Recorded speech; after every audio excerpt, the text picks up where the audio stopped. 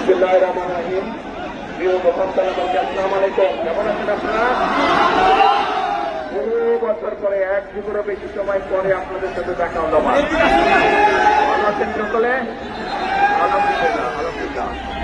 আপনারা যেহেতু সকলে এখানে বহু মানুষ আকর্ষিত হয়েছেন, সেই জন্য আপনাদের দেখে আমি নামলাম। তবে যেহেতু এটা হাইওয়ে, আমরা যদি এখানে বক্তব্য বেশিক্ষণ রাখি তাহলে অনেক মানুষের কষ্ট হবে যারা যাতায়াত করছেন।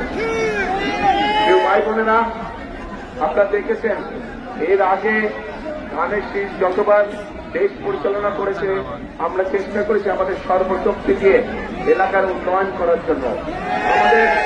আমাদের সেই সকল অনেক কাজ এখনো আপনাদের এলাকায় চিহ্ন বহন করছে। আরো অনেক কাজ বাকি আছে। প্রিয় ভাই বোনেরা, আগামী 12 তারিখে নির্বাচন। এই বগুড়ার মাটি বিএনপির ঘাঁটি। এবার আপনাদেরকে বগুড়ার জনগণের কাছে আমাদের দাবি, বগুড়ার জনগণ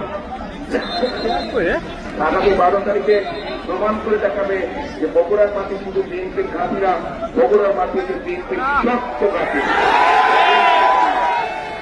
শক্ত ঘাঁটি হচ্ছে বগুড়ার মাটি। আমি আপনাদের এই সন্তান, বহু বছর পরে আল্লাহর রহমতে আপনাদের মাঝে আবার ফিরে আসতে পেরেছি। আপনাদের সকলের কাছে দোয়া চাই যাতে ভবিষ্যতে ইনশাল্লাহ আল্লাহ আমাদেরকে সুযোগ দিলে আমরা যাতে, আমি ব্যক্তিগতভাবে যাতে দেশ এবং দেশের মানুষের কাজে নিজেকে নিয়োজিত করতে পারি। এই দোয়াকে আপনাদের কাছ থেকে আজকে বিদায় নিচ্ছি। সকলে ভালো থাকবেন, আবার দেখা হবে।